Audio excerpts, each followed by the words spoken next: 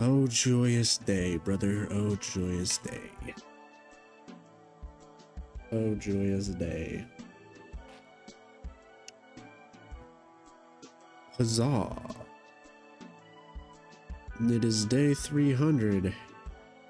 And boy, oh boy, do we got quite the journey to embark on. It's funny because we got not that much to do, but at the same time, we gotta do a lot of stuff just to get there. So, can't waste any time, gotta get right into it. Immediately upon re-entering my world, I wanted to prepare. Based on advice from my community and some research I had done between 300 and 400 days, I realized I needed to actually acquire the best gear, not just what I thought was the best gear. Which meant one painful realization. My flamed Dragonbone Greatsword had to go, and I would need to replace it with an Ice Dragon Nunchuck. It also turns out that the Viper enchantment, which I had absolutely dogged on during the last 100 days, was actually an elite real pull, and I was an idiot for thinking otherwise. So thank you Bubblegum Pink for commenting that and pointing that out. After atoning for my sins, I headed to the end to farm Pinky Meat. It was easy to get, had decent saturation, and the strength buff was a nice bonus. It would serve as the bulk of my diet for the next 100 days. I also discovered in a test world that infernal mobs could drop extremely high tier enchants like Advanced Protection and Supreme Sharpness. If villager trading or end city looting didn't pan out, farming infernal mobs could become my emergency backup plan. And that's exactly what I wanted to test. So on day 301, I extended my stay in the end to see how Geists might perform for farming infernal mobs. That was a complete waste of everything, but okay, here we go.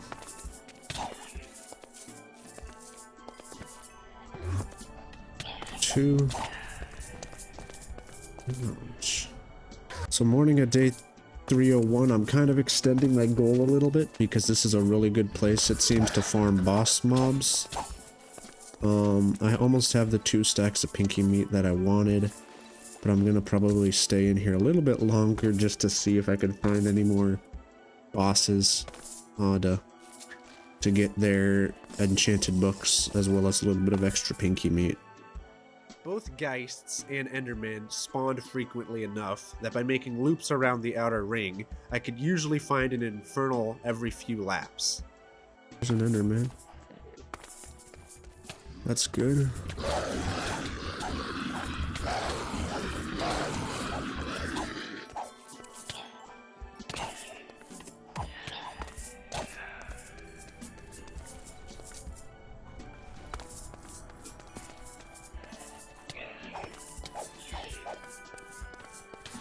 I don't need to deal with this right now, bro. You're kidding me. You can stop that, you know, anytime, bro.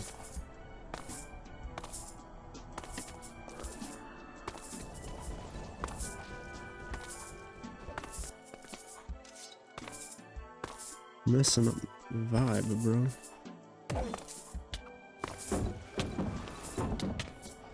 Yeah, I get it. I get it. Nobody loved you as a kid.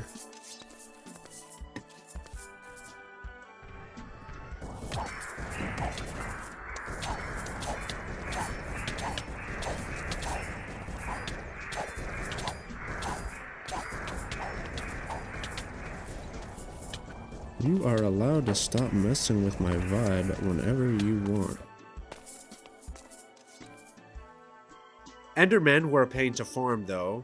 They almost always teleport away before I could finish them off, and the Geists didn't seem to drop anything particularly useful. Eventually, I finished gathering my Pinky Meat, about 2 stacks, which I determined would be enough for the immediate phase of the operation. So I left the end.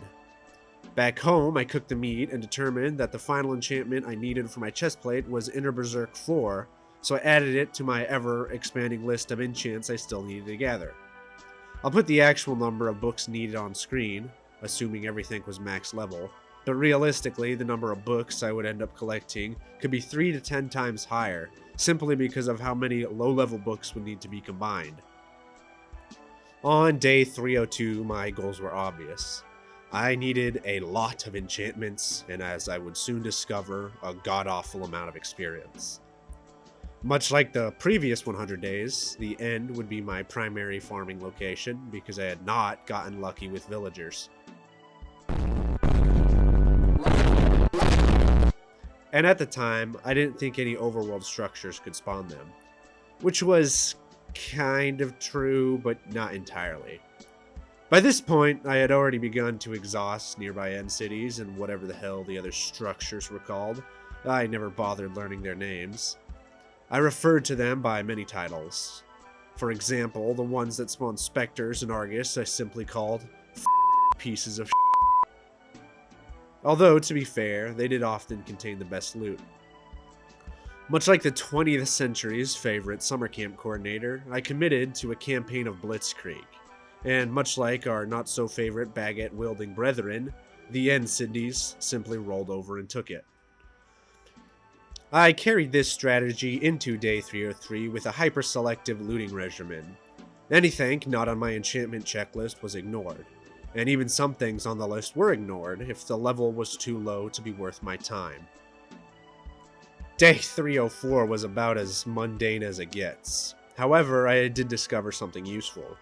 If you hold a Curse of Possession item outside your inventory? That's not how you say inventory. If you hold a Curse of Possession item outside your inventory, fill all of your slots with other items, and then close your inventory, the cursed item has nowhere to go and it simply drops on the ground. This trick saved me from several completely useless items that would otherwise have been stuck in my inventory forever until I broke them. By this point, though, the dopamine from opening chests had completely dried up. Even when I found things I actually needed, my reaction was muted. So, in the interest of viewer retention and to assist in collectively frying our attention spans, I will be adding a Subway Surfers corner for the foreseeable future. More corners may be added as necessary. Day 305. Just like everything else in today's world, the end cities were filled with nothing but slop. Thank you for the Advanced Blast Protection 1 book. I really needed that. Oh, Lesser Sharpness 3? Geez, that's exactly what I wanted for my birthday. And my personal favorite? 1 iron ingot and a beetroot seed. Although, to be fair, that one was almost entertaining, because why would you even put that in a chest? I also came to the annoying realization that my Fire Aspect sword was actually working against me when farming infernal mobs, because you needed to land the final blow in order to get the loot, and apparently Fire Aspect doesn't count. By this point, I had only started to disassociate, only 5 days in, by the way, it gets worse, and I completely forgot to check for several other enchantments on my list. I had developed tunnel vision on Advanced Protection, likely because of the trauma it caused me during the previous stretch. On day 306, I took a break from the grind to consolidate and refine my checklist for maximum efficiency.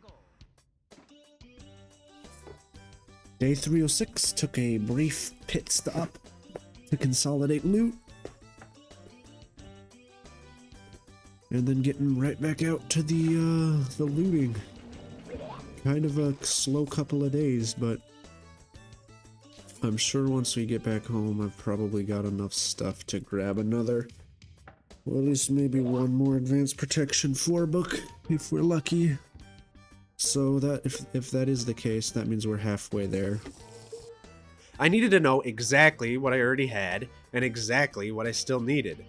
If there is anything I have learned from the 100 plus hours I've spent playing this mod pack, it's this. There is no such thing as being too prepared. But, as I would eventually learn, even what I thought I knew would come back to bite me.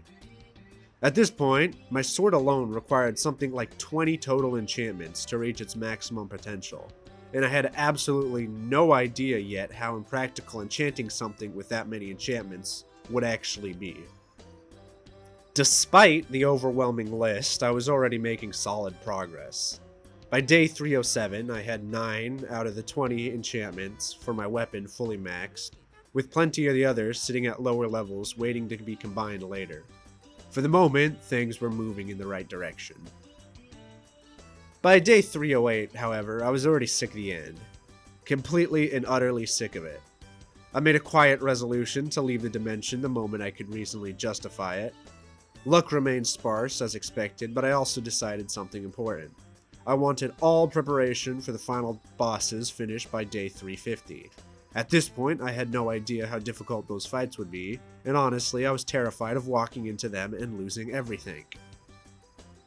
By day 309, I was almost out of shulker box space, which thankfully meant I would soon be forced to leave the end. I did not want to spend a single second longer there than necessary. While advanced protection had continued to elude me, I had managed to find a large number of the other books I needed. So by nightfall, I began searching for an exit portal and finally left the end.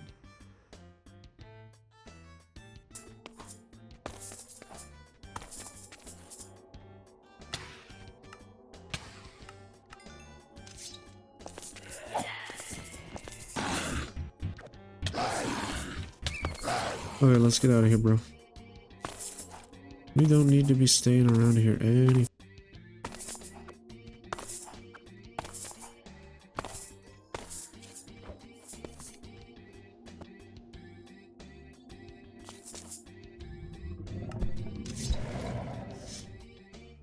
Late into the night of day 309, exited the end.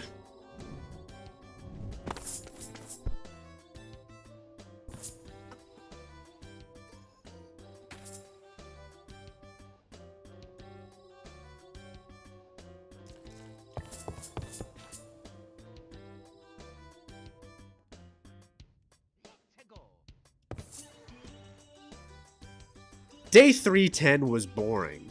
Extremely boring. So instead of me detailing it, welcome to the swap corner. After returning home, I began consolidating all of the loot I had gathered, and there was a lot of it. I'm gonna go through the checklist and see exactly where I am.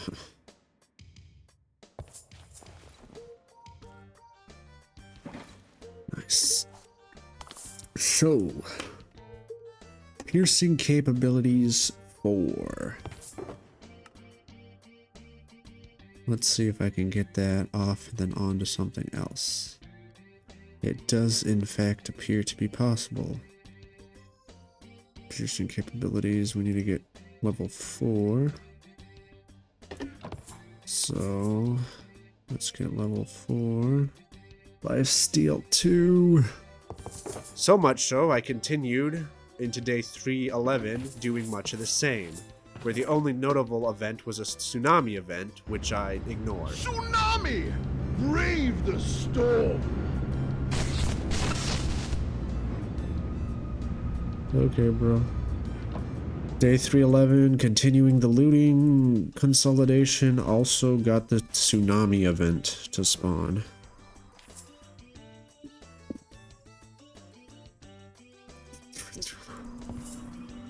It is now day 312, and I am effectively just ignoring the tsunami event. And by day 312, most of the consolidation for my weapon was finished, and I had about 15 out of the 20 enchantments fully maxed. Still missing, however, were some of the heavy hitters, including Supreme Sharpness, Swifter Slashes, Fiery Edge, Critical Strike, and perhaps most importantly, upgraded potentials. On day 313, I finished consolidating my armor enchantments. At this point, I had everything needed for a max chestplate, along with another Advanced Protection 4 book for a second armor piece. Now the real bottleneck was becoming clear. I needed experience. That, on paper, would be easy enough, but the enchanted books would still be a problem, especially the Advanced Protection. But there's one possible way to shortcut that, being infernal mobs. If I got lucky, they could drop some really good books. And then, in a rare moment of good fortune in this series, I actually got lucky. On day 314, I killed an infernal ghast and it dropped the upgraded potential book, which was huge. Ooh, there we go. That's Oh, that's amazing. That's amazing. That's like, okay, that's perfect. That enchantment would be absolutely critical for my weapon, and I had never actually seen it appear anywhere else before. Which meant I had been quietly dreading the possibility that I'd have to grind endlessly just to find it. But for once, the game threw me a bone. It was a small ray of sunshine, and it gave my rapidly declining confidence a much-needed boost. On day 315, I made another major adjustment based on community feedback. Instead of committing to a full set of dragon scale armor, I decided to switch to silver armor. User Yerismich, or however you pronounce that, pointed out with endgame enchantments, silver armor can reach similar survivability, while also granting two extremely powerful bonuses: the cure effect and a significant movement speed increase, both of which were simply too valuable to ignore. Of course, nothing in this mod pack is ever that simple. Even if I had the armor, and even if I had the enchants, I would still need experience. And I had not yet realized just how many of those cursed little green orbs I would actually need. Still, I crafted a Stone of the Sea, which would boost my underwater movement speed, and it would make farming experience underwater more efficient, especially once I switched to silver armor, since I would be losing the natural benefits of my sea serpent armor. On day 316, I noted that I had captured a notable clip. What is this notable clip, you may ask? Good question. We'll find out. Get rid of this goddamn inventory slop, bro.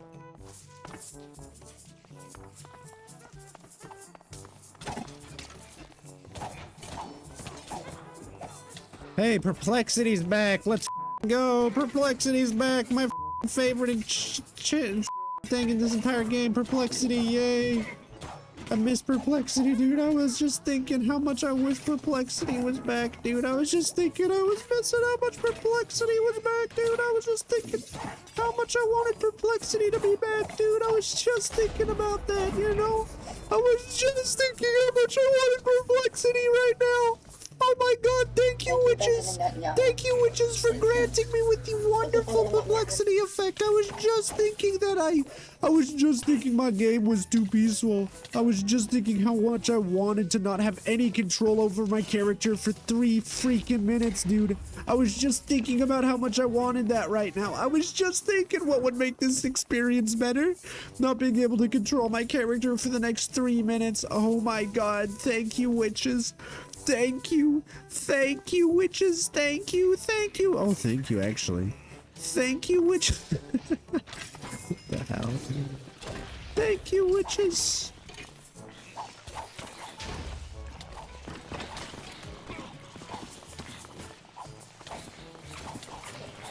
What is going on, bro?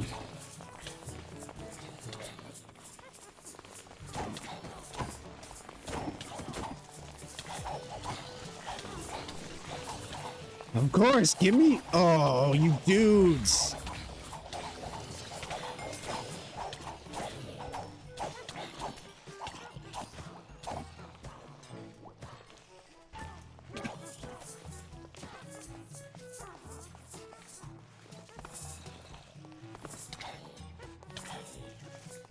There's a reason why I don't always forget that there's a very good reason why I just don't mess with mega battle towers a lot of the times, because these things suck absolute dong, bro.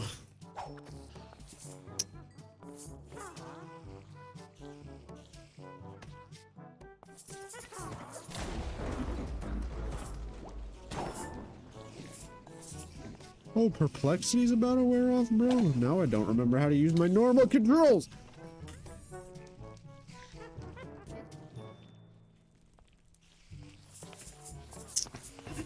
I want to commit a systematic revenge campaign against these stupid mother freakers, dude.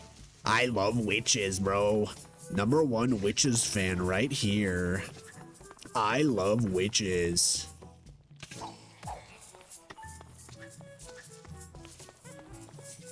I want to commit a massive extinction event against the witches.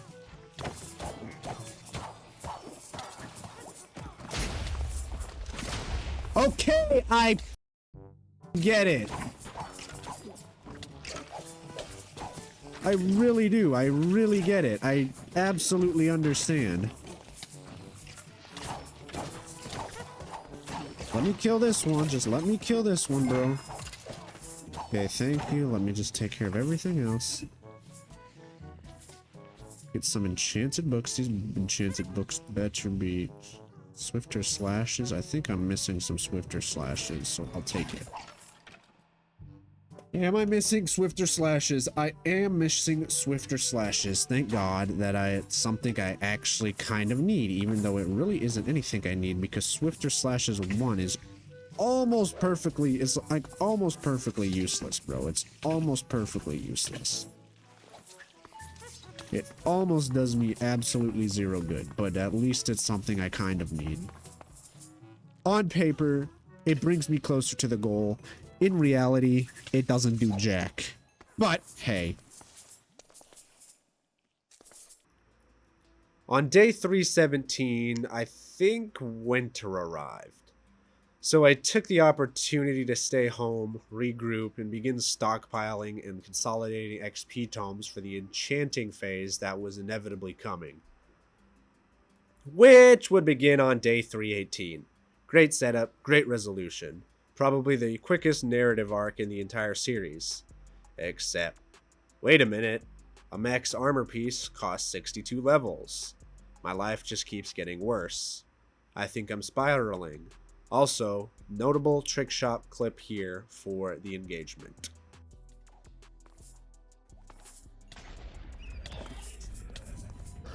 That was the most insane clip. 318. Hit the most insane trick shot clip on a Geist. Such amazing stuff, boys.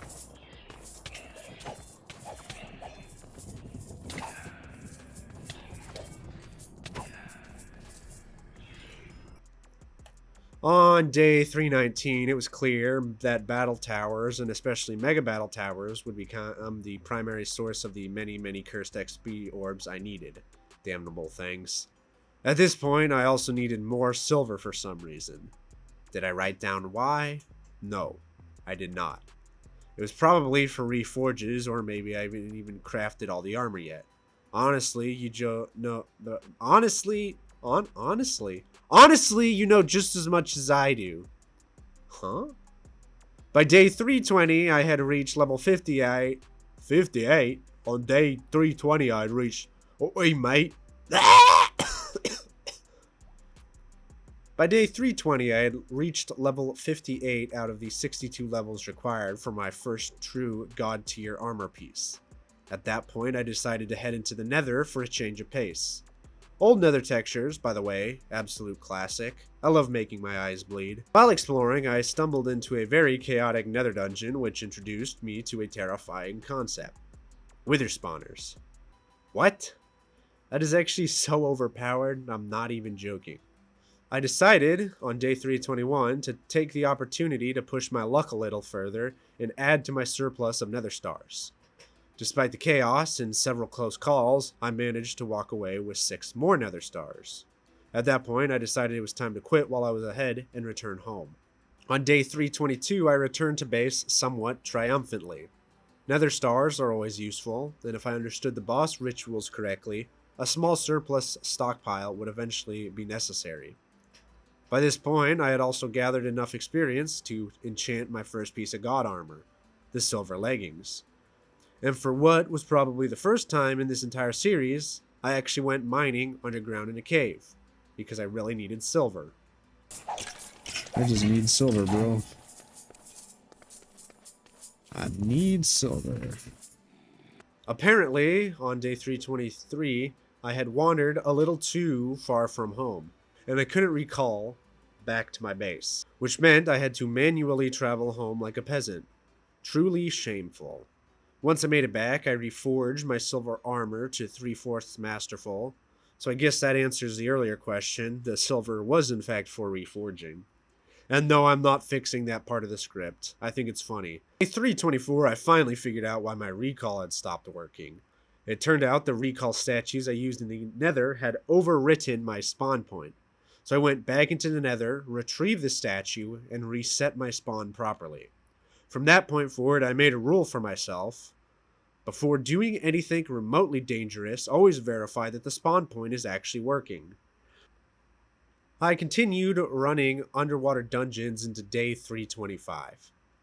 During this time, I managed to obtain Advanced Sharpness 5, and at this point I made the decision to deprioritize Supreme Sharpness. There were two reasons for this. First, it would add an absurd XP cost to what I already suspected would be an extremely expensive weapon. And second, from what I understand about the modded bosses, many of them have damage caps. With the enchantments I already had planned, I would be hitting that cap anyway, meaning Supreme Sharpness would mostly just help against normal mobs, and normal mobs were not exactly a problem anymore. On day 326, however, there was still one enchantment I couldn't avoid chasing. Despite everything, the end still remained the best place to find the books I still needed, chief among them being Advanced Protection. Everything else for the sword was still somewhat optional. Take it or leave it, depending on what I found. But for now, I wanted to gather everything just in case. And I had a sneaking suspicion that the hunt for Advanced Protection alone would end up outlasting the search for every other enchant combined. So I gave myself smaller goals along the way, i.e. the other enchantments to look for, just to break up the monotony and create the illusion that I was still making progress, even when I wasn't getting any closer to the real objective. The hunt continued into day 327. Despite some initial luck earlier on, this day yielded nothing of note. The enchantment grind had truly begun.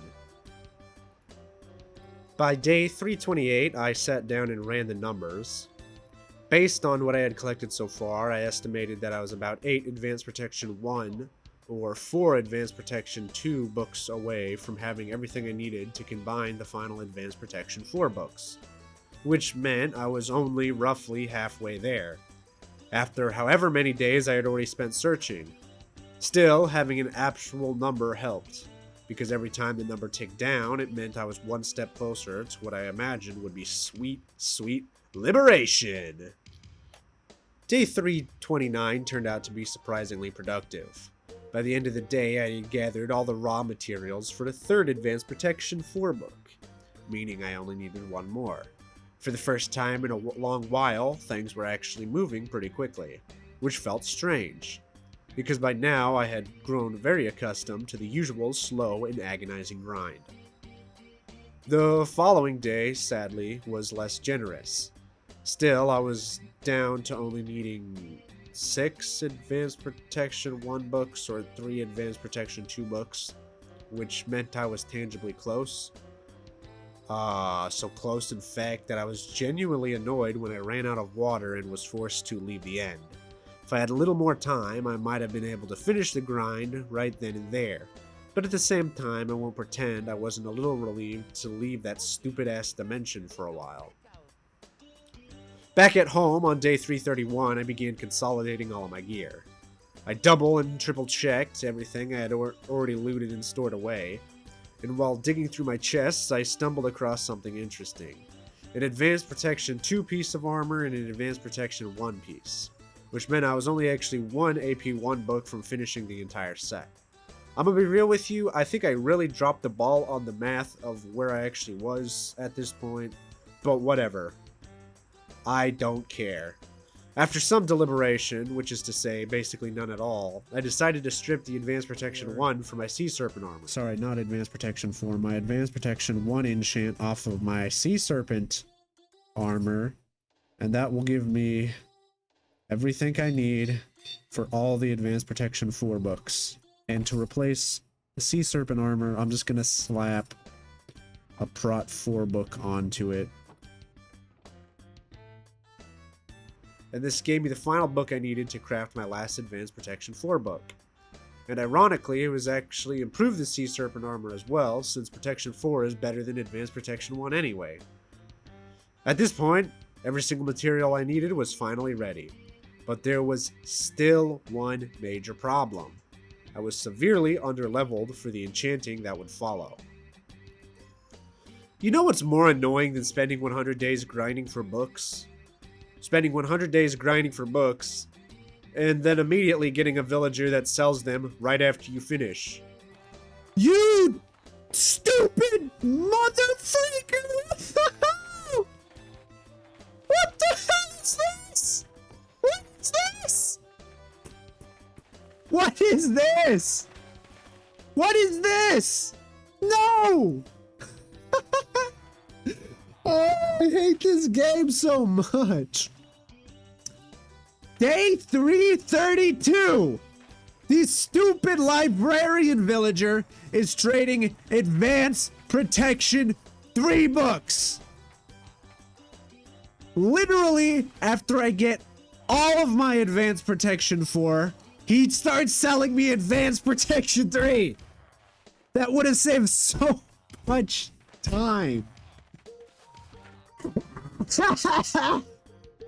I love this game so much. Okay, we're just gonna buy up like all of those, dude. I don't know if this is lucky or unlucky. Definitely unlucky, definitely unlucky. Okay, get off my button, idiot. After the group. On day 333, I began farming any structure I could get my hands on. But eventually, as always, this led me back to the same old solution. Battle towers. Each tower could net around 30 levels, making them one of the most efficient XP sources available. I also decided to craft the Ankh shield after a viewer pointed out that it was apparently significantly better than what I was currently using. So on day 334, I crafted it. The reforges, unfortunately, were terrible, but honestly, that wasn't exactly surprising. That was the only major thing I accomplished that day, so I returned home, slept, and prepared to dive right back into the XP grind. Then, on day 335, something strange happened. While returning to the grind, I stumbled across a very old death location. Death location or something? What the hell? This absolutely is, right?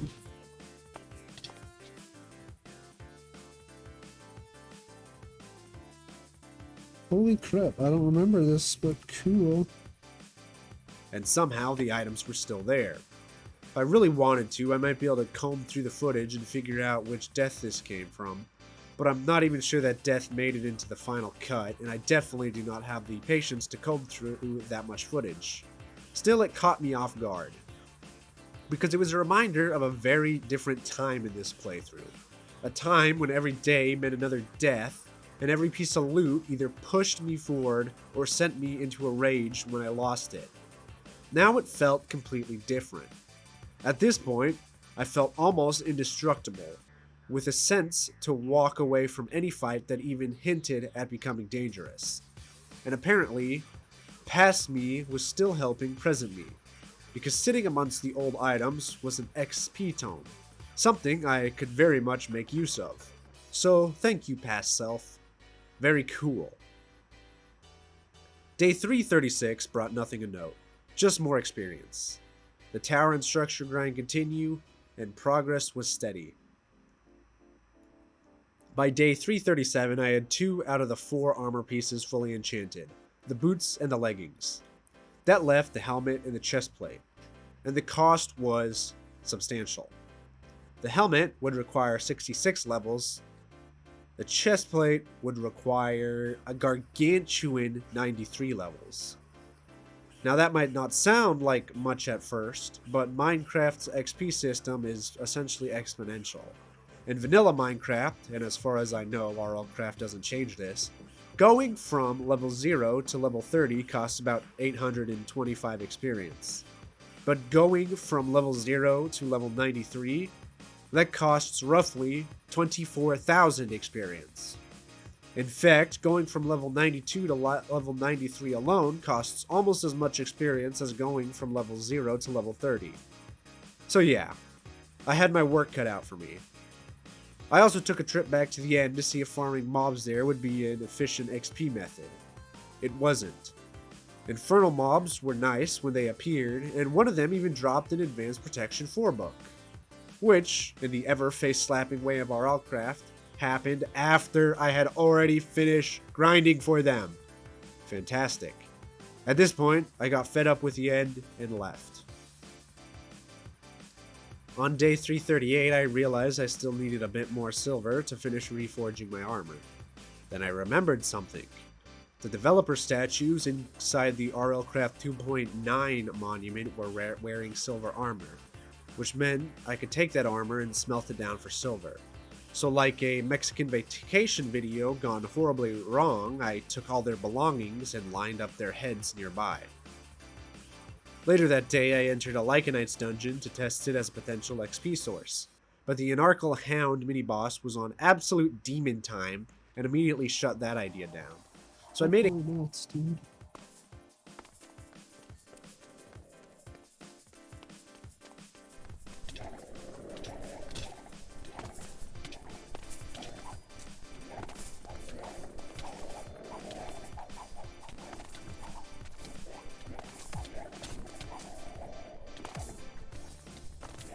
not winning that one, holy crap. Jeez, that's brutal, dude. On day 339, I returned to the tried and true methods. Battle towers, XP grinding, the usual. But I also added a secondary objective. I began collecting the meat required to craft battle burritos for the upcoming boss fights. I quickly gathered the Arasaur and Bobeko meat, and I already had plenty of Pinky meat left over from my End Genocide campaign, which meant the only remaining ingredients were Maca meat and Aspen meat. Thankfully, collecting those could be done alongside the XP grind. Day 340 brought a little more experience and a few Aspens, which were theoretically the hardest meat to obtain since they only spawn in swampy areas, making them rarer than most of the other animals I needed. I also managed to finish enchanting my silver helmet, and I applied an Aussie liner to my chest plate to future-proof it. After that, I slept. Day 341 confirmed my suspicions that collecting Aspen meat was slow, painfully slow in fact. And the detour wasn't doing my XP gains any favors either, since animals barely dropped any meaningful experience. By day 342, I decided to call it at 48 battle burritos. Originally, I wanted a full stack of 64, but realistically, I would probably only ever use 2 to 4 if everything went well during the boss fights. So there was no real reason to overdo it. After that, I returned to raiding structures and grinding XP. Eventually, I reached level 62 out of the 93 I needed, which, by the way, was still under halfway, because thanks to Minecraft's XP system, the halfway point between level 0 and level 93 is actually around level 72. This gives me RuneScape flashbacks. So progress was happening, just slowly. I also got lucky and found some ancient tomes which allowed me to upgrade my armor to Unbreaking 4. That upgrade would prove to be extremely useful later and may have even saved my life a few times. On day 343, I committed one of the 7 deadly sins. Gluttony. Wait, what? Oh, I just crafted the Gluttony pendant. Unfortunately, it ended up doing absolutely nothing for this entire episode because I forgot it existed. At the time, though, I thought it might be useful since I was eating constantly and the buffs seemed like they could come in handy. They probably would have, but like I said, I never actually used it. Around the same time, my game also started spazzing out visually, and I decided to get rid of shaders entirely. My laptop couldn't run the good ones, and the ones it could run always some kind of immersion-breaking visuals glitch. So, shaders officially gone. Day 344 brought me back to the XP grind, and at one point I made a rather stupid mistake. That a long-distance teleport ended up costing me 8 levels, which doesn't sound like much, but at the levels I was at, it equated to thousands of experience. So that was painful. Later that day, I ran a few Desert Lycanite dungeons just to change things up, and by the end of it, I reached level 69. Nice. On day 345, I escaped the dungeon and found a few regular battle towers along with something much more exciting, a mega battle tower. And those towers were far more lucrative for XP. Sure enough, by the time I cleared it, I had reached level 85, which finally put me well past the halfway point and into the home stretch. By day 346, after clearing the mega battle tower completely all the way to the top, I had reached level 90. Along the way, I also found the final ancient tome I needed to upgrade my armor to Unbreaking 4. Once the tower was exhausted, I moved on to a nearby 4-spired battle tower, and by the time I finished clearing it, I had finally reached level 93. At last. All that remained was to return home and apply the enchantments. Unfortunately, there was one small problem. Right. Night of day 346. Oh, wait a second. I am not near home. I slept somewhere else. Crap.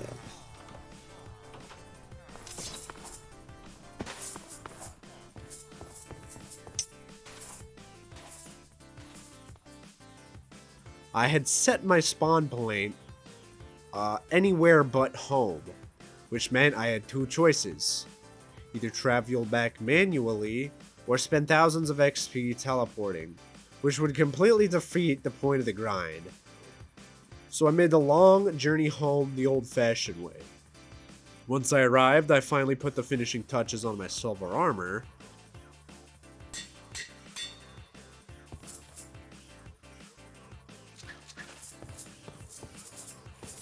Oh, nice Azortar.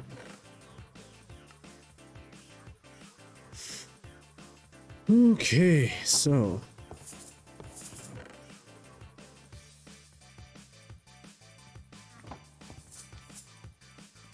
after so long, we got everything. All right, day 347. It is official. I have officially gotten the God Silver Armor, and holy, a lot of health. I also have the buff, 50% movement speed, and the cure buff, so witches shouldn't be. And objectively speaking, it was now one of the strongest armor sets possible in the game. The difference compared to my Sea Serpent armor was almost immediately obvious. In almost every category except raw defense, it was an upgrade. The only real drawback was durability. Now the focus shifted to my Ice Dragon nunchucks. The only enchantment I was still missing was Critical Strike, which I would need in order to combine to the final level. At the same time, I also began preparing for the boss fights. My plan wasn't to fully max out the weapon before fighting them. I would finish that in parallel, but I still wanted to apply the most important enchantments before taking on the bosses. By day 348, I was still firmly in the preparation phase, but the mindset was beginning to shift. At this point, experience and a few miscellaneous resources were the only things standing between me and the final bosses of our Rlcraft. So I began field testing the silver armor while continuing to grind for XP. At the time, I didn't fully understand how much experience the enchantments would ultimately require. During normal grinding tasks, durability didn't seem like a major issue for my silver armor since I had a steady supply of XP for repairs. But against bosses or other high tier threats, there was a real possibility that durability could still become a problem. I also continued searching for strong XP sources, and among all the structures I had encountered so far, Mega Battle Towers were essentially the holy grail. They contained the most potential XP of any structure I had seen, and were the easiest to acquire. For some reason, on day 349, I decided to mess around with a parkour structure, which mostly just confirmed something I already suspected. I am terrible at parkour in this game, even with modded advantages.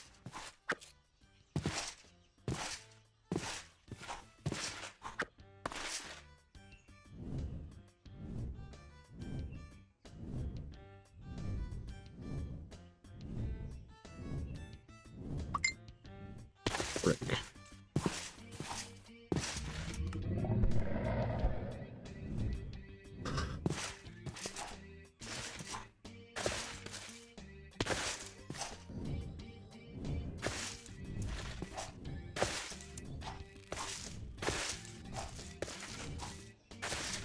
Aha. And then you gotta get over to there.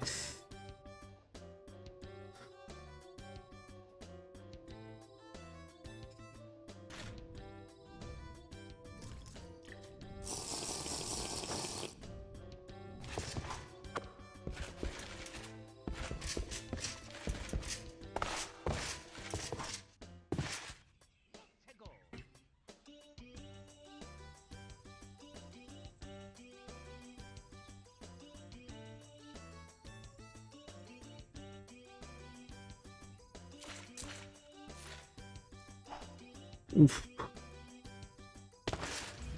How's that my fault? Come on. My guy didn't jump.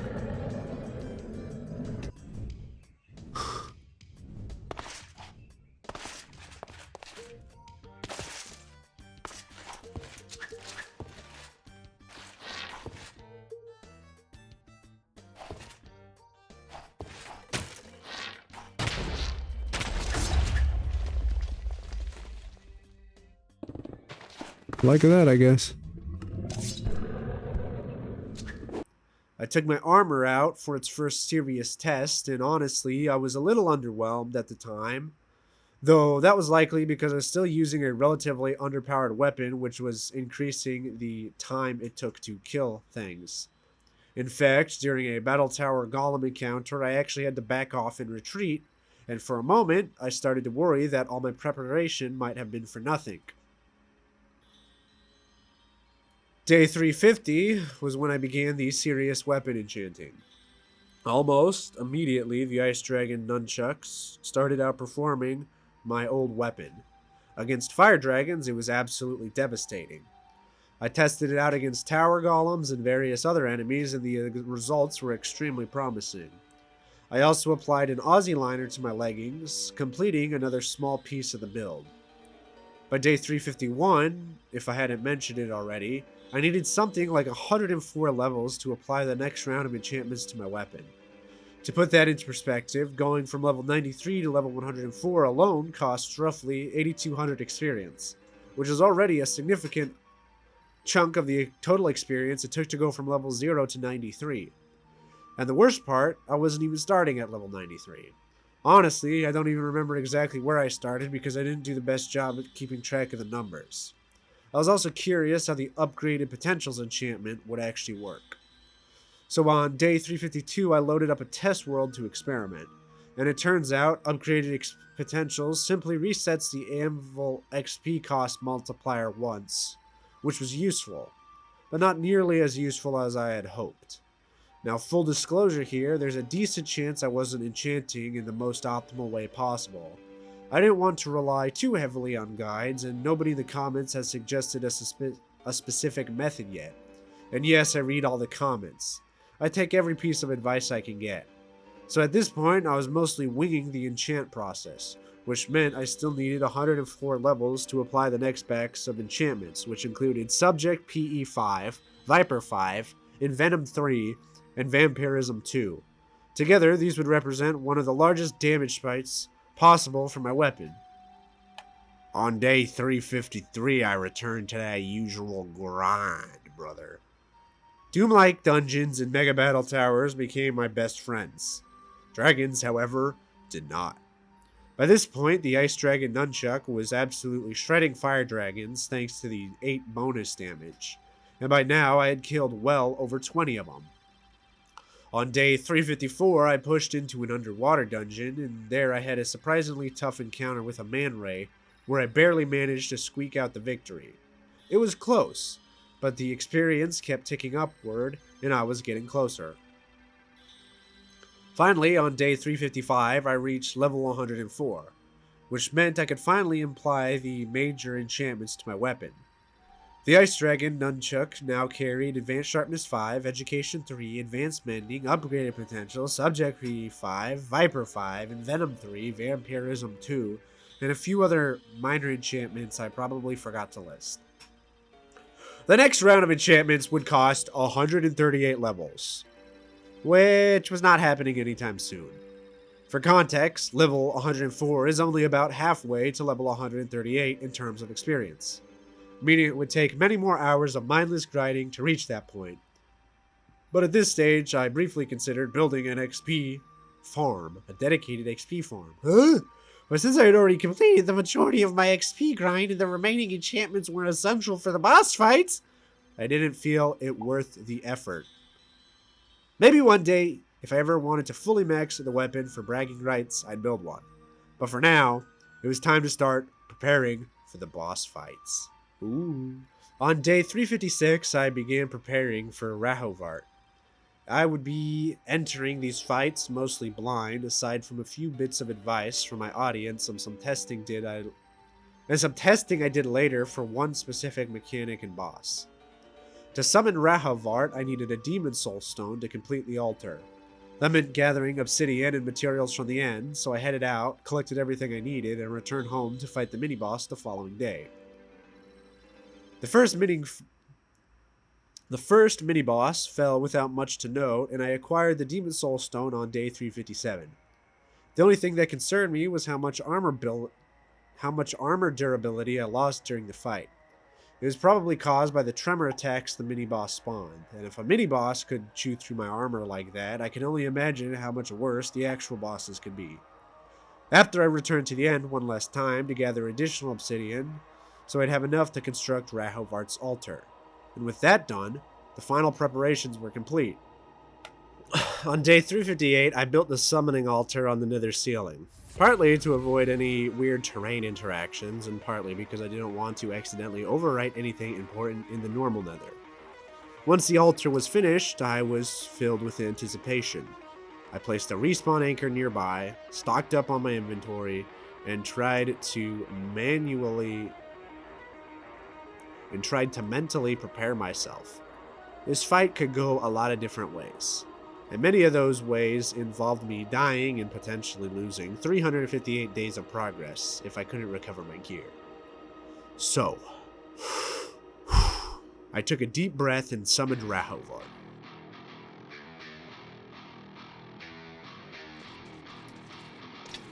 Okay, it's been done. Okay, wait. Blah, blah, blah.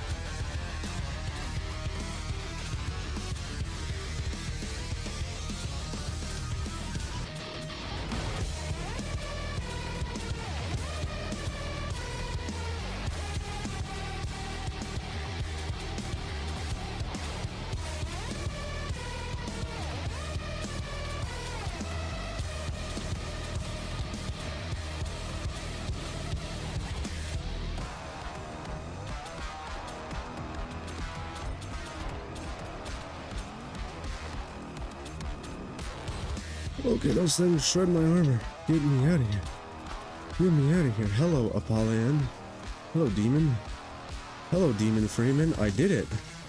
I did it. That was... Okay.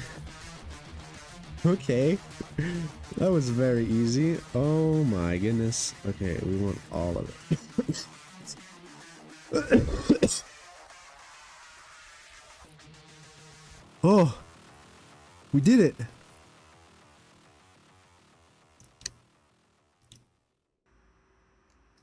I wish I could say the fight was climactic, or challenging, or even notable. But it wasn't.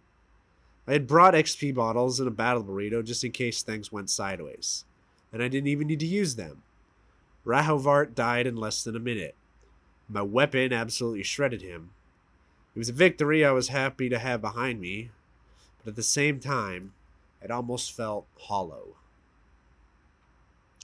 I pushed that feeling aside day 359, and after all, there were still 2 bosses left, and each one promised to be more difficult than the last. So I left the nether. I gathered the materials needed to summon the Crimson Epion mini-boss and defeated it without much trouble. That gave me the Aberration Soulstone, which I would need for the next summoning ritual. On day 360, I entered the end with one goal. Defeat Asmodeus.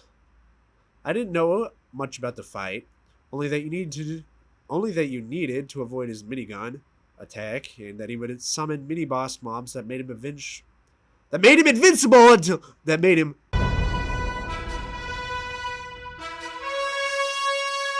until you killed them.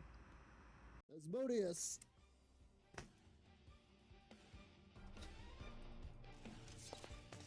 Asmodeus, the demonic mastermind.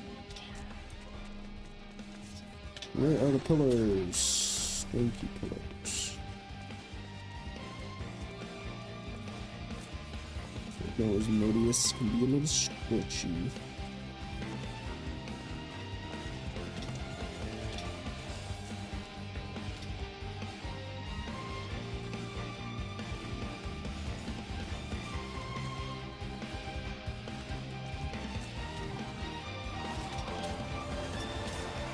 I'm not taking any damage on her?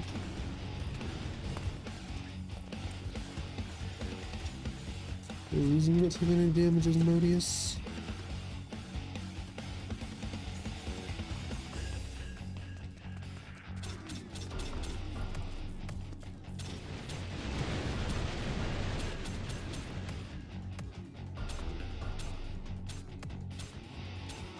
Suck it up, Asmodeus.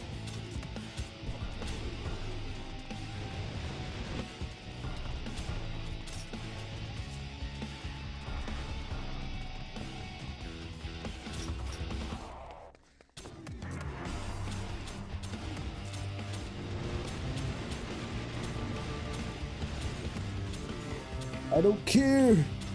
Die.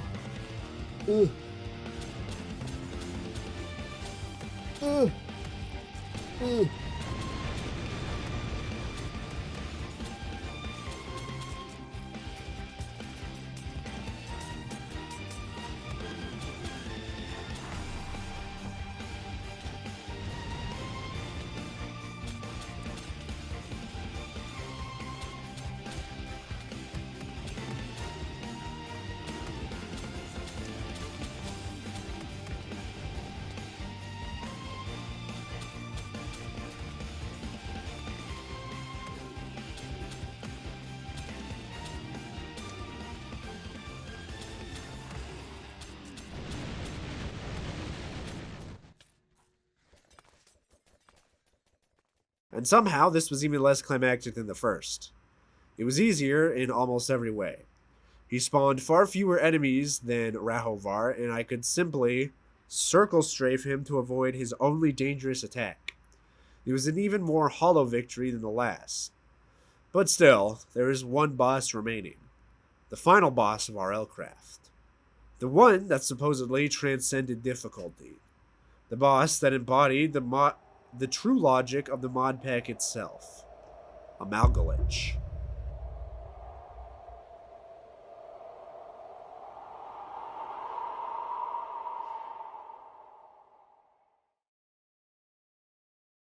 Sites. Oh my goodness. What day is it? It's like day 361.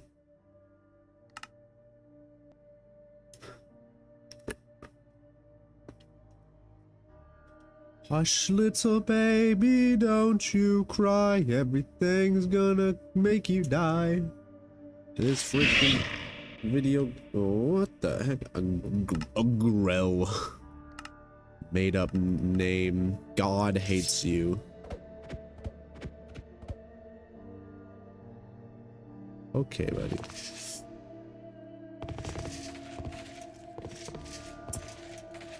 Well, there's something we need to do. But I don't want to do it. How many skeletons? We only got 5 skeleton skulls. So first we need to get to the lost cities.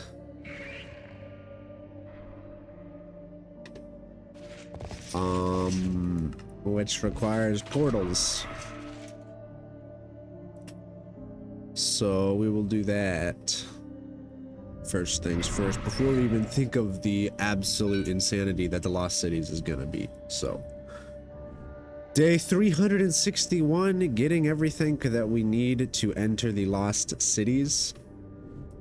Once we get in there, things are gonna, you know, we're gonna be kind of stuck in there to an extent till we can leave. So I need to get enough for a portal in and a portal out. That's the first priority. Amalgalich was where I bent my rules slightly about going in blind. I already knew the fight could only happen in the Lost Cities dimension. In that dimension spawns every mob from the Escape and Run Parasites mod, which, if you're unfamiliar with, is infamous for being completely unbalanced, especially at higher infection stages. And Rlcraft, being Rlcraft, essentially ignores the infection stages entirely, meaning everything from basic infected mobs to the assimilated Ender Dragon can spawn at any time. Totally reasonable. My goal here wasn't really to find a cheese strategy for Amalgalich. What I wanted to know was something much simpler. Would parasites spawn inside the boss arena in the current version of the mod pack? Because if they did, that would change everything. Unfortunately, after digging through posts, forums, and patch notes, I couldn't really find anything that clearly confirmed or denied whether parasites spawned in the arena in version 2.9.3. At some point in the past, they definitely didn't, but at some point in the past, they also definitely did. Amalgalich used to be summable in multiple dimensions. Exactly when that change happened, I had no idea. My research had reached a dead end, which meant that there was only one way to find out, and that meant going there myself. So I began preparing for a probing expedition into the Lost Cities to see just how bad the parasites really were. On day 362, I finished gathering everything I would need for 2 portals, 1 entrance and 1 emergency exit. Traveling to and from the Lost Cities isn't like going to the Nether or the End. If something goes wrong, you can get trapped there very easily. So I stockpiled everything I would need, including obsidian, pinky meat, and ender pearls. All the things that might just be necessary to survive inside the dimension. On day 363, I defeated the Lunar Grue mini-boss to obtain the Undead Soul Stone, and made my entrance portal, and made my first entry into the Lost Cities.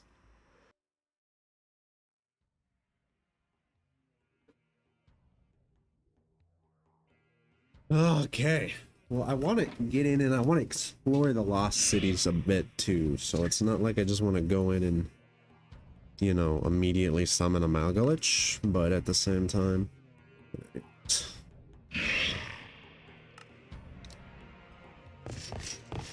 Build it back in our portal room. I don't want to go to the Lost Cities, dude. I don't want to go here. I do not want to go to the Lost Cities, bro.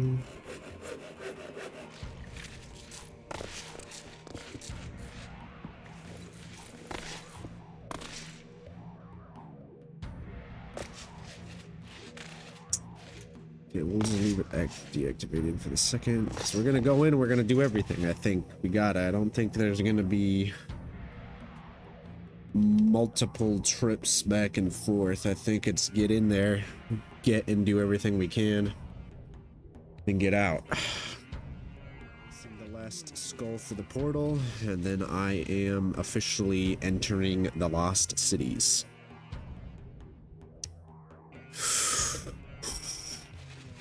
Okay.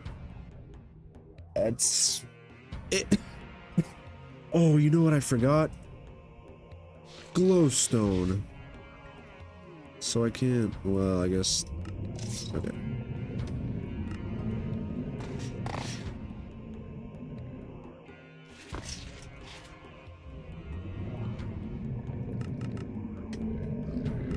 Where's my, okay, I don't want you guys doing anything to me.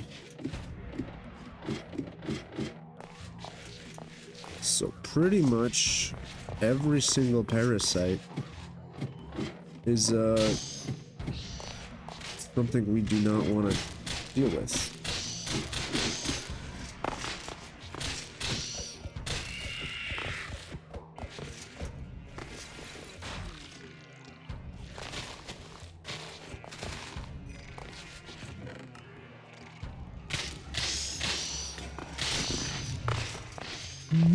That does so much damage to my armor.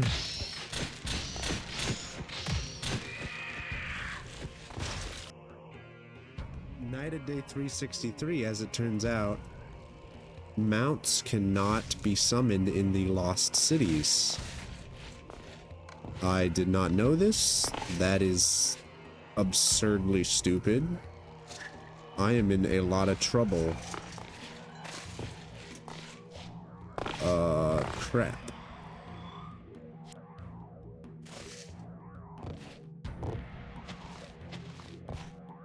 Can I get out of a city center? Run, run, Stefan. There's no point in being around here. Weep, weep. Watch me run and weep.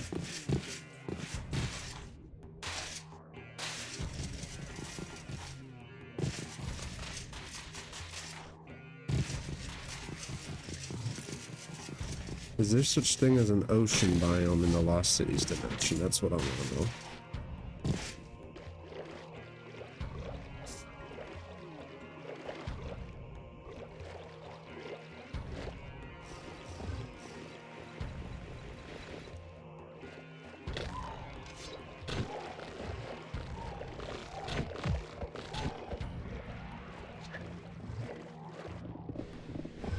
Let me,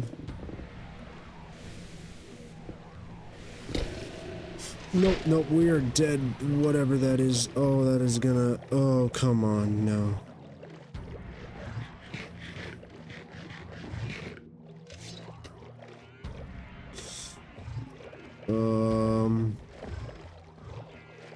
Is it Jover? Are we by done?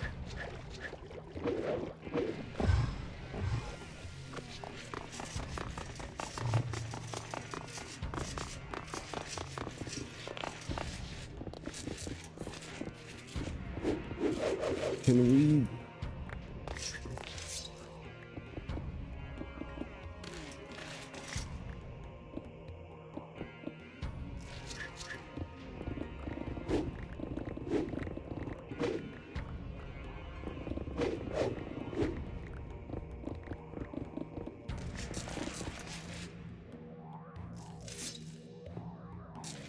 No.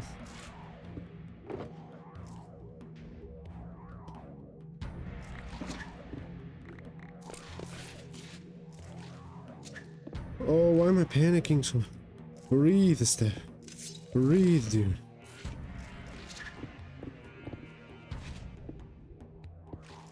No, no, no, please, please, please, please, please, please, please, please, please, please don't do it.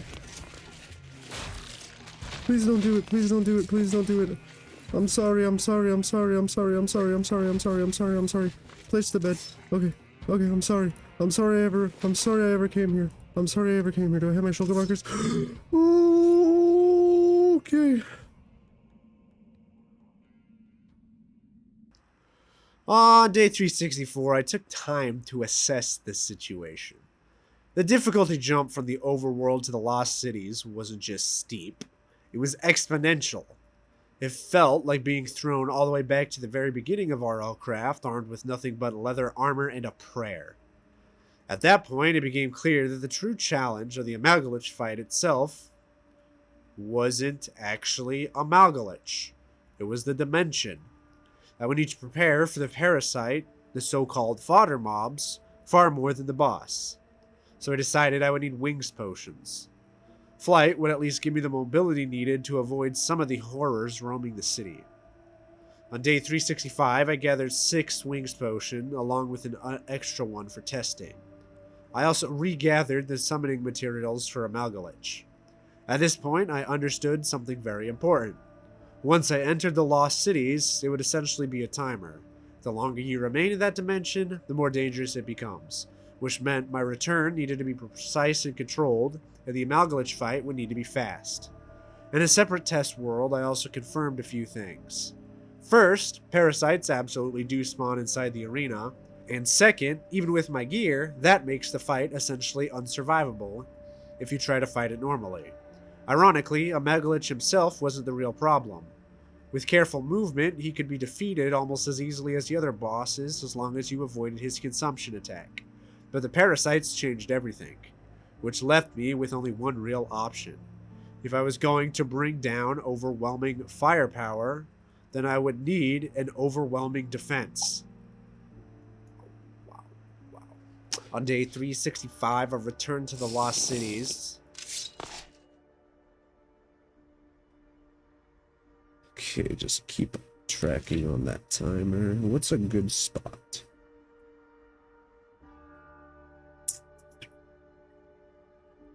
Seems like they're... Oh, no, not an ocean, but...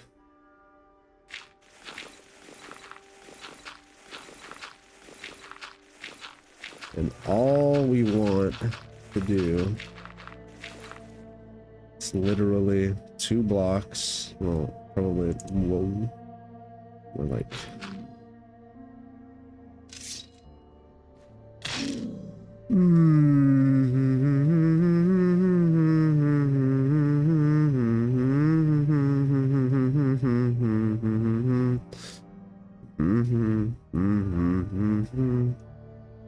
Screw you. We are perfectly happy to not deal with that. Okay, so...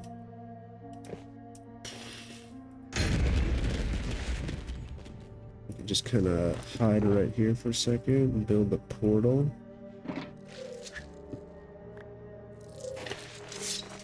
No, please don't do anything, dude. Okay. Can I just build the portal, please?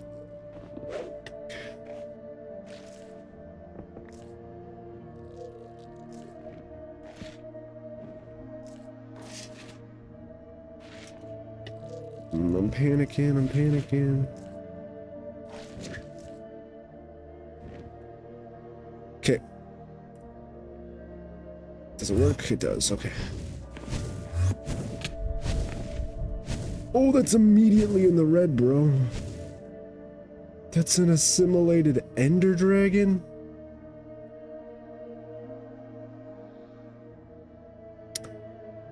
Okay. So we just need to heal up and then find a place to build. 3, because we don't want to replace any like the irreplaceable blocks, just in case something comes and makes the area unusable. You know what I'm saying?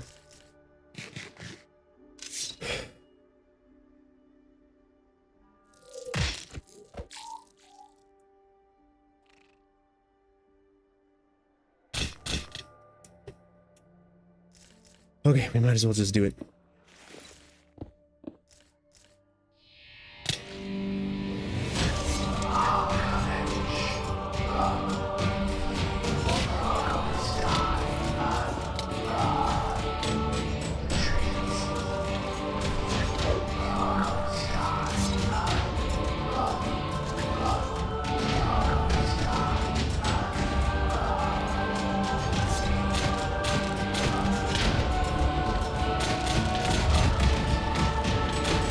Hey, Amalgalach, do you want to consume, please?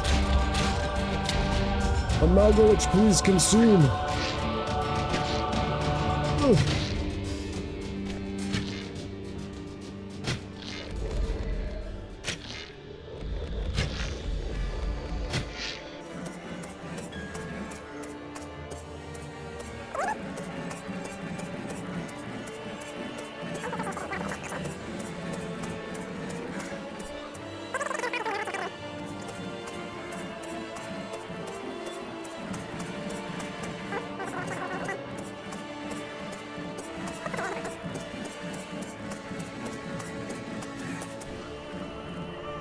Consume, buddy. Guess not. Don't really care for darklings, bro.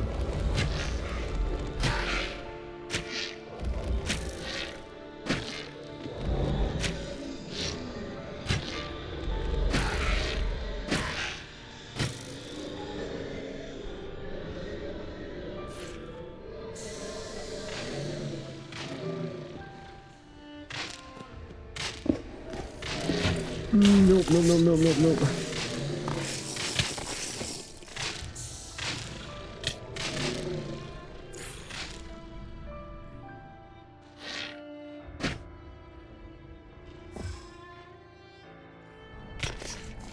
No, do not consume me. I would rather not be consumed. Can we... Oh, we did it! We killed a Malgalich.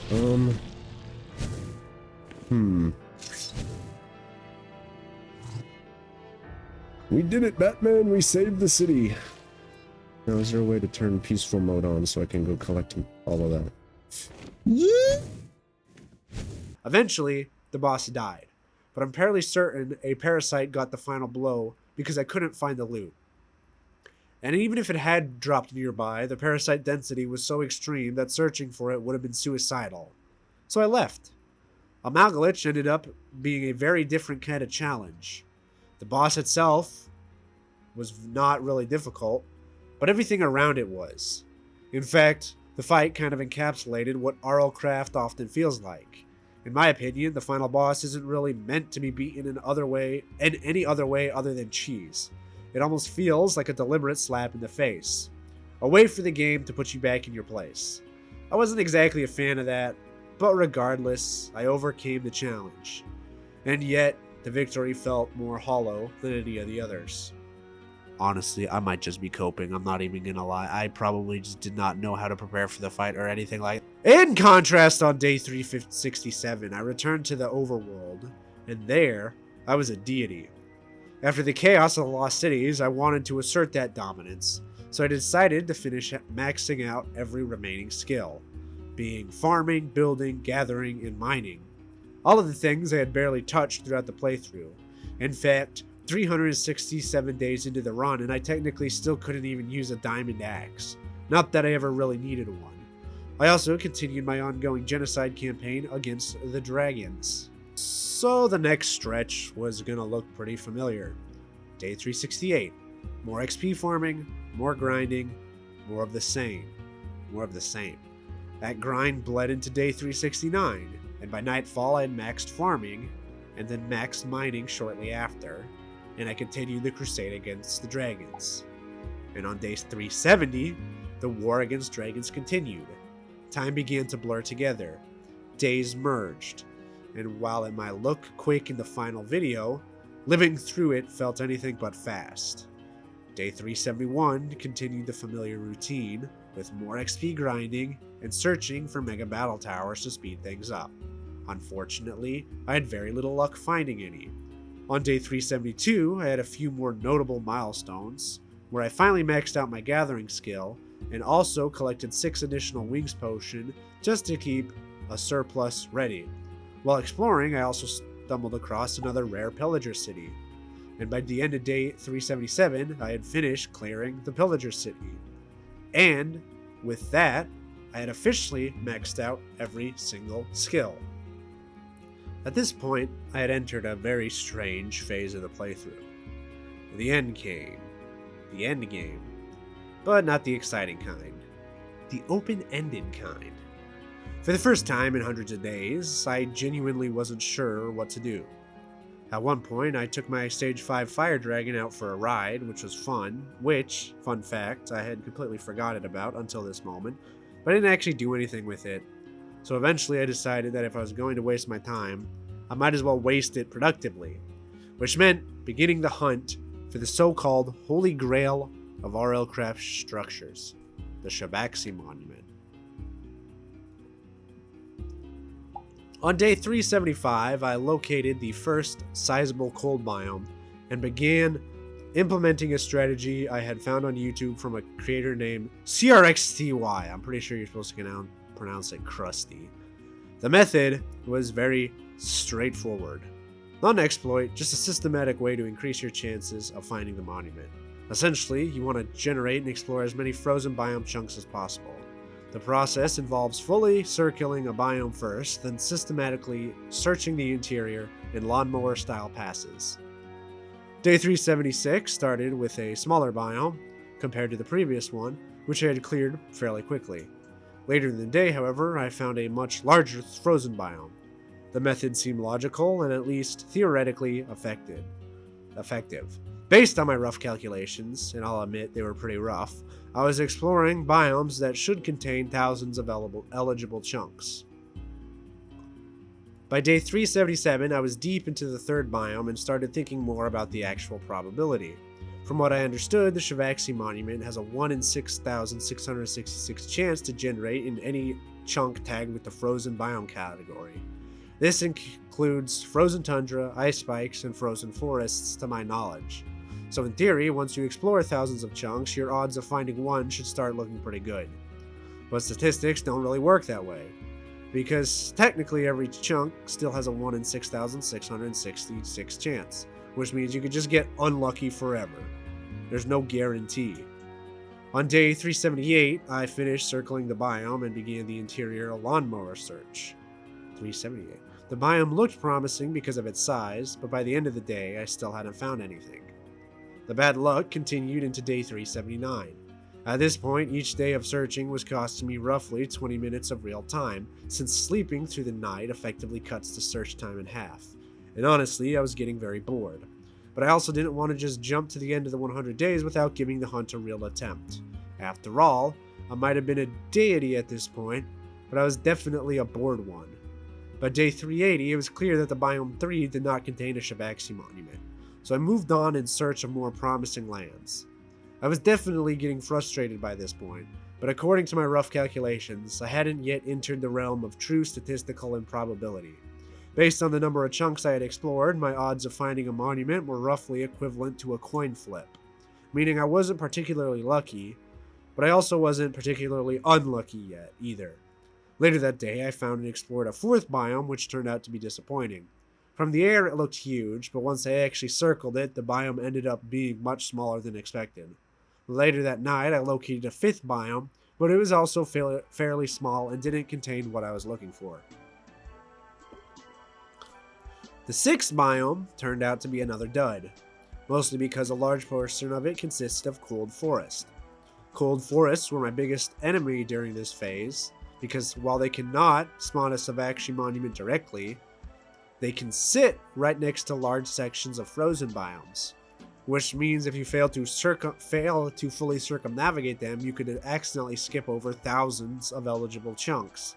But if they aren't adjacent to frozen biomes, they're just a really effective way to waste 20 minutes of your life. At one point today, I also somehow dropped my atlas. For a moment, I thought it had bugged out, similar to what happened with my backpack earlier in the series, but after rewatching the footage, I eventually found the exact moment where I had accidentally dropped it. Thankfully, I was able to recover it, which was extremely important because the atlas was basically the only way to track which biomes I had explored. Without it, this entire hunt would have been far less efficient.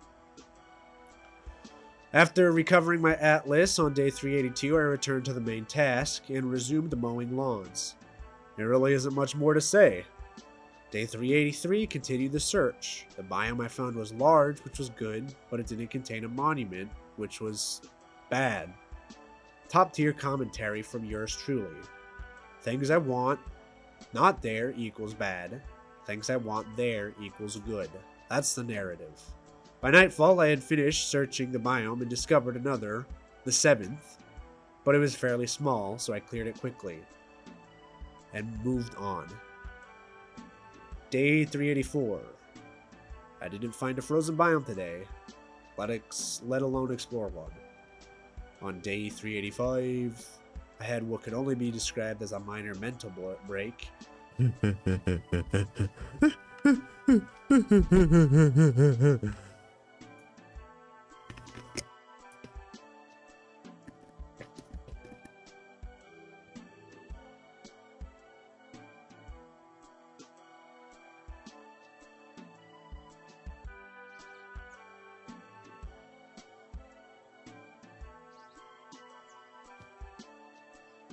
Ah, yips. Murder. Murder. Murder. Murder. Started day 385 by going on a murderous rampage of the local fauna. After that therapeutic experience, I return to the skies and continue the hunt, eventually locating an 8th sizable frozen biome. Day 386, circumnavigate and lawnmower. Day 387, finish the lawnmower, no monument, sad. Day 388, 9th biome, small, no monument, angry. Day 389, 10th frozen biome, also small, also no monument, depression. Day 390, 11th ice biome, circumnavigate, no chevet. Oh wait, what the f- Oh, oh, oh, oh, oh, oh, oh, oh, oh, oh. It's like missing the structure, but we found it. And there's a village right here. Oh, oh, oh, oh, oh, oh, oh. As I crossed into the 11th biome and began the circumnavigation, suddenly the Shavaxi health bar appeared on my screen. Pause. I am stupid, and I'm gonna read off the script that I had written for this part because I think, you know, it's important for understanding what I was thinking at the time, but also it's totally wrong, so I'll add an addendum after it. Suddenly, the Savakshi boss health bar appeared on my screen, and I almost missed it, because I was expecting a completely different structure, and honestly, I wasn't even sure what the monument was supposed to look like. So I immediately dropped down and killed the boss. It wasn't particularly climactic, but it was actually kind of funny, and if I'm being honest, it was still more engaging than Lycanite's bosses had been, and then a realization set in. I thought that a structure had generated on top of my Shavaxi monument, because what I had found was an ice city. You see, what I didn't know at the time is I hadn't actually found a Shavaxi monument. I found an ice city, which spawns the Shavaxi boss, which also spawns in Shavaxi monuments. But I had no freaking clue that the Shavaxi boss could even spawn at ice cities, so what I thought had happened is that a Shavaxi monument had generated, and then an ice city had generated over the Shavaxi monument and kept the boss. That's not what happened, but at the time, that's what I thought happened, so my reaction to it is as follows. Where's my loot? Did I get scammed?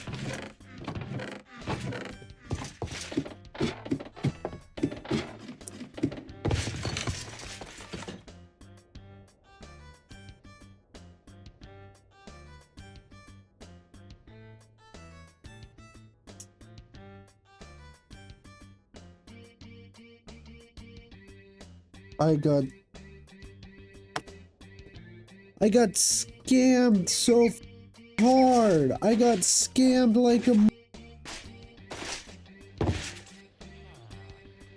I don't even know what this structure is, but this is not a Shavaxi monument. But the Shavaxi boss... Why did they spawn in the same place, dude? I'm pretty sure this is a rare structure. But... Oh my god, that's so dude.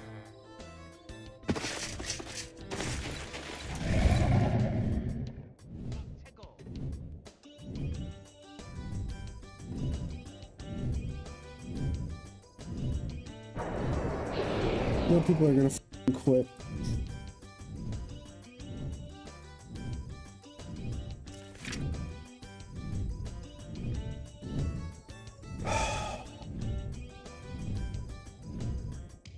So, I got just about as unlucky as I could possibly get, while it's technically a Shavaxi monument, as in a Shavaxi monument should have spawned there. The only thing of the Shavaxi monument that actually spawned there was the boss, and the structure was overwritten literally by another structure, which I'm also pretty sure is another rare structure, but it doesn't do me any good because I didn't have what I want.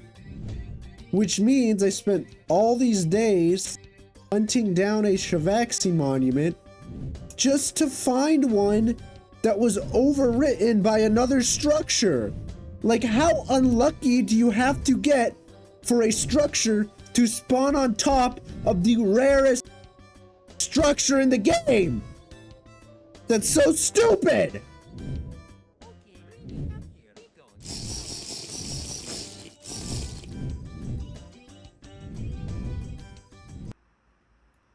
Day 391. Completely jaded beyond belief, I decided the only thing left to do was continue searching and hope against all odds that I might find an actual monument. I also started sleeping through the nights just to speed things up and preserve what little sanity I had left. By this point, I had spent roughly 5 straight hours searching for that thing. And day 392, more ice biomes, still no Shavaxi monument. Stupid game! My heart is filled to the brim with hatred for you. But there's nothing I can do. Nothing. On day 393, a Cinderfall event started in the middle of an ice biome. Which is kind of funny, I guess, because fire and ice. You know, like the ice and fire mod. At this point, I was really starting to run out of commentary ideas. Day 394. Biome 13. And it yielded nothing. Shavaxi! Make a way to locate a Shavaxi monument! And my life is yours! Ah! Day 395. Biome 14. No. Day 396. Biome 15. No. Day 397. Oh wait. It's day 399. I performed one last rapid and very half-hearted sweep through the final biome. And unsurprisingly, I found nothing. At that point, I decided it was time to go home. If I was going to continue searching in the future, it would have to be in an entirely different direction. So I returned to my base. I arrived in the evening, pretty disappointed with the outcome of all that effort. The journey alone had cost me over 57 experience levels, and by this point I was completely drained. Mentally, at least. I started reflecting on everything that had happened during the final stretch of the playthrough, and honestly, a lot of these thoughts kept drifting back to the last 20 days. 20 days of searching, 20 days of disappointment. I had done everything pretty much, and somehow it felt like it meant nothing. So on day 399, I walked inside, and I went to sleep. Oftentimes in life, you don't get what you want, and that sucks. But sometimes you do get what you want, and it ends up being worse than never getting it at all. Be careful what you wish for. After 400 days, and in this run really more like 360 days, I had finally pushed the stone to the top of the hill. And this time, it stayed there. I had pretty much run out of things to do, and I was left with something I hadn't expected. Boredom. It felt like there was nothing left to strive for, and even when I tried to create a new goal, the payoff ended up getting smashed against the rocks. I had geared up, I had optimized everything, I had exploited the system at every opportunity, and in doing so, I had gained something close to mastery. Maybe even godhood. But it felt empty. Because the struggle had been what gave the playthrough meaning. And once that struggle disappeared, the meaning almost disappeared with it. I realized that I enjoyed doing the hard things. Struggling, failing, and trying again. Much more than I enjoyed being completely overpowered and trivializing everything in front of me. The challenge made it worth it. And maybe, to some extent, challenge is what makes life worth it too. This might be the end of this particular Rlcraft series. There are still things I'd like to do, like killing an assimilated Ender Dragon, running an Amalgalich rematch, and finding an actual Stravoxy monument, but those goals alone probably don't justify another full 100 days episode. So I'll leave it up to you guys. If there's something you think I've missed, something you'd like to see me do, let me know. I'll give it about a month, and if there are enough ideas to make a 500 days video, I'll absolutely do it. Otherwise, this is the end of this stage of Rlcraft. But don't worry, I have many plans for the future, and I'm sure the kind of challenge that made this mod pack worth playing will return in many different ways. But for now, thank you for watching. Thank you for sticking around if you've been here since the beginning, and I hope to see you next time.